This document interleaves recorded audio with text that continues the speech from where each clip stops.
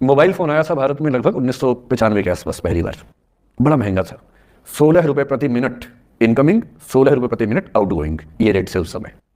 और फ़ोन वो थे जिनसे आप कील भी ठोक सकते हैं, वैसे वाले फ़ोन थे, बटन वाले फ़ोन थे, नोकिया एक कंपनी थी, उसके फ़ोन हुआ करते थे। उसके 4-5 साल के बाद क्या हुआ, पहली बार किसी कंपनी ने फ़ोन में कैमरा लगा दिया। ये बात उस समय के लोग नहीं समझते थे। जब भी नई तकनीक आती है उसको समझने में टाइम लगता है। जो पहले समझते हैं फ़ायदा उठा लेते हैं, जो थोड़ा लेट समझते हैं वो उसका नुकसान उठाते हैं। उस समय दिल्ली के एक प्रसिद्ध स्कूल में 11वीं-12वीं क्लास के 2 बच्चों में आपस में कोई रिलेशनशिप रही होगी। वो दोनों किसी ऐसी सिचुएशन में थे जो सिचुएशन बहुत ही प्राइवेट किस्म की थी, बहुत निजी किस्म की थी, जिसको पब्लिक नहीं कर सकते। कुछ फिजिकल रिलेशनशिप जैसा मामला था। उस दुष्ट लड़के ने लड़कों के इतिहास को कलंकित कर, लड़कों का इतिहास वैसे भी कलंकित ज़्यादा है, उसे और कलंकित करते हुए उस पूरे सिचुएशन का वीडियो बना लिया। ऐसे मामलों में दुर्भाग्य है, मैं लड़का हूँ इसलिए लड़के पवित्र थोड़ा ना हो जाएंगे, लड़का है इतिहास कलंकित तो है, उसका वीडियो बना लिया और दुष्टता का चरम स्तर निभाते हुए वो वीडियो अपने एक दोस्त को शेयर कर दिया। ये कहे कि किसी और को दिखाना मत, जैसा कि होता है अफवाहों की दुनिया में। हर अफवाह एक व्यक्ति एक को ही बताता है, ये कहे कि किसी और को मत बताना, और अगला व्यक्ति भी अगले को ये कहे कि बोलता है किसी और को मत बताना, और इस तरह से पूरे शहर को खबर होती है और सबको लगता है कि सिर्फ मुझे पता है। वो वीडियो फैल गया। नए नए फ़ोन आए थे, पर वो फ़ोन कम लोगों के पास थे, कैमरे वाले फ़ोन। तो फ़ोन से कितना फैलता, ज़्यादा नहीं फैला। लेकिन उस समय दिल्ली की कुख्यात मार्केट हुआ करती थी, पालिका बाजार, अभी भी है, पर तब वो कुछ और कामों के लिए कुख्यात हुआ करती थी। अब तो कपड़े मिलते हैं, तब कपड़ों के साथ कई चीज़ें और मिलती थी वहाँ। जैसे गंदी फिल्मों की सीडी चाहिए हो तो वहाँ मिलती थी, ग्रे मार्केट में चोरी छिपे। इस वीडियो को सीडी में कन्वर्ट करके लोगों ने वहाँ से खरीदा, लाखों करोड़ों की संख्या में। नए नए टेलीविज़न चैनल प्राइवेट आए थे, और प्राइवेट टीवी चैनल को खबरों की भूख इतनी होती है कि वो खबर के लिए जान दे सकता है और जान ले भी सकता है किसी की। 24 घंटे इस खबर पे, इस चीज़ पर खबरें चल रही थी सारे चैनल्स में कि ये वो लड़का है जिसने ऐसा किया, ये वो लड़की है, ये वो स्कूल है, इस स्कूल की प्रिंसिपल से बात करेंगे, इससे बात करेंगे। वो जो बच्ची थी जिसकी इसमें कोई गलती नहीं थी सिवाय इसके कि वो किसी एक लड़के से प्रेम करती थी, जो कि उस उम्र में बच्चे कर बैठते हैं, इसके लिए बहुत चिल्लपौनी मचानी चाहिए। अब बच्चों को आप हर बात पे अपराधी नहीं मान सकते। उस बच्चे की गलती सिर्फ इतनी थी कि उसने अपने दोस्त पे भरोसा किया जो भरोसे के लायक था नहीं। वो नीच किस्म का व्यक्ति था जिसने उस संबंध की गरिमा को समझा नहीं। उस बच्ची के घर के बाहर 24 घंटे न्यूज़ चैनल से कैमरे खड़े रहे। घर से कोई भी निकले 50 कैमरे पीछे, आप बताइए आपकी बेटी कैसी है, आप बताइए आपकी बहन कैसी है। अंत में उस पिता ने अपनी बच्ची को इस देश से बाहर भेज दिया। उसके कुछ दिन बाद की जो खबर टीवी चैनल से नहीं दिखाई, उसके पिता ने आत्महत्या कर ली। ये तीसरा इंसिडेंस है। ये सारी खबरें सच्ची बता रहा हूं मैं, इनमें से एक भी झूठ नहीं है। झूठी कहानियों से मोटिवेशन दिया जा सकता है, मैं जानता हूं, पर जब सच्ची कहानियां हैं तो मैं झूठ क्यों बोलूं? सारी सच्ची कहानियां बता रहा हूं मैं आपको। एक चौथी कहानी जो आप में से कई लोगों की होगी। मेरा एक स्टूडेंट है, सिविल सर्वेंट है, सीनियर लेवल पे है, करीब 40 साल का है। उसने आज तक शादी नहीं की। क्या उसकी शादी करने की इच्छा नहीं थी? पूरी इच्छा थी। फिर क्यों शादी नहीं की? भाई कुछ लोग तो होते हैं कि शादी करनी ही नहीं, कोई मिशन है, योगी जी है, मोदी जी है, ठीक है, उनका तो मिशन है, ममता जी है, उनका मिशन है। पर जिसका जीवन में ऐसा कोई मिशन नहीं है और जिसको प्रेम करने का मन भी करता हो, वो तो शादी करता है आमतौर पे। उसने शादी क्यों नहीं की जानते हैं? जब वो 25-26 की उम्र में था, जब वो मेरा विद्यार्थी भी था, एक दिन मेरे पास आके बोला कि सर एक बात करना चाहता हूँ। मुझसे मेरे स्टूडेंट्स ऐसी बातें खूब करते हैं पर्सनली आके, अब तो मैं टाइम कम दे पाता हूँ, पहले तो ये सब होता रहता था क्लास के अलावा। एकदम रोता हुआ आया, आंखों में आंसू भरे हुए बहुत सारे।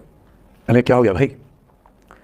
तो फिर उसने किसी का नाम बताया कि सर वो ही मेरी स्टूडेंट थी, कि सर उसके साथ रिलेशनशिप थी, उसने धोखा दिया है मुझे। अच्छा, धोखा देने वाली कहानी मुझे बहुत अपील नहीं करती। मेरा मानना है कि दोनों पक्षों की गलतियां होती हैं। आप केवल अपने पर्सपेक्टिव से सोच सोच के धोखा करते रहते हैं, ऐसा थोड़ा ना होता भाई। कुछ तो मजबूरियां रही होंगी, कोई यूं ही बेवफा नहीं होता, कुछ तो वजह होगी ना। आप थोड़ा उसकी वजह, उसका भी तो, उसकी कहानी भी तो सुनिए। और मैं जब जब दोनों कहानियां सुनता हूं मुझे लगता है कि मामला ग्रे है। आप किसी एक पे उंगली उठाई नहीं सकते किसने ऐसा किया, दोनों की गलतियां होती हैं, ऐसा थोड़ा कि एक ही होती है।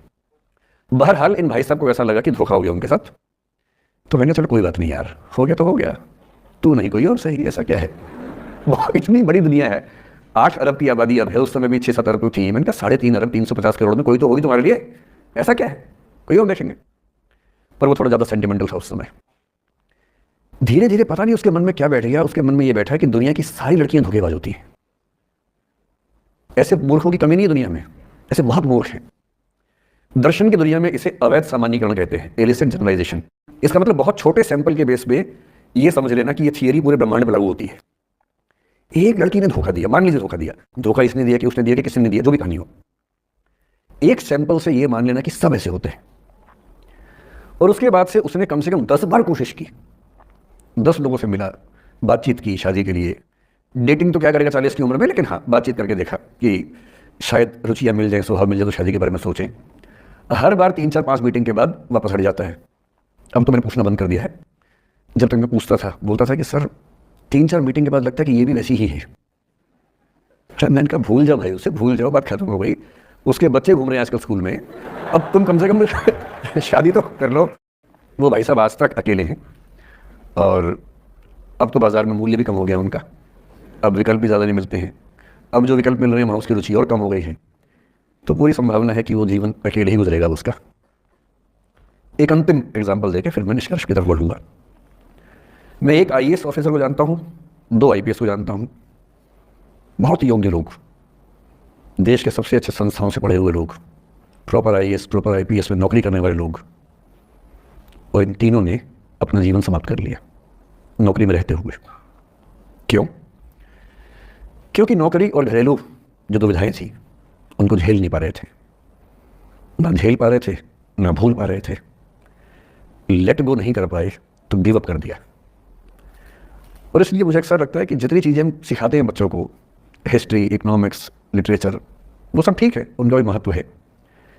शायद उससे ज़्यादा महत्व इस चीज़ का है कि ये समझें कि अपने इमोशंस को कैसे मैनेज करना है। जब जीवन में ऐसा लगे कि सब खत्म हो गया है, जब जीवन में लगे कि बहुत टॉक्सिक किस्म की लाइफ हो गई है, उससे बाहर कैसे निकलें, शायद ये सबसे महत्वपूर्ण लेसन होता है जो हम सबको सीखना चाहिए।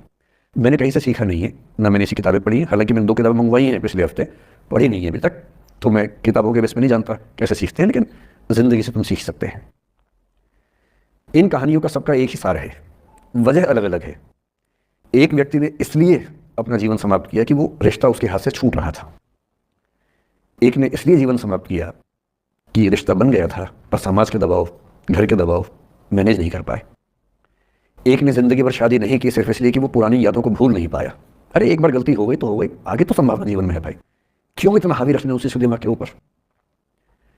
कुछ लोग देश की सबसे अच्छी नौकरी में होकर हर पैमाने पर सफलता की हर कसौटी पर खरा उतरने के बाद जीवन नहीं बचा पाए, क्योंकि दूसरों की नज़र में आप बहुत सफल हो जाए, अपनी नज़र में शून्य हो, तो फिर जीवन कैसे बने, जीवन कैसे बचे। इन सारी कहानियों का मूल भाव एक ही है, अगर आप खुद को हैंडल नहीं कर सकते तो दुनिया को क्या हैंडल करेंगे।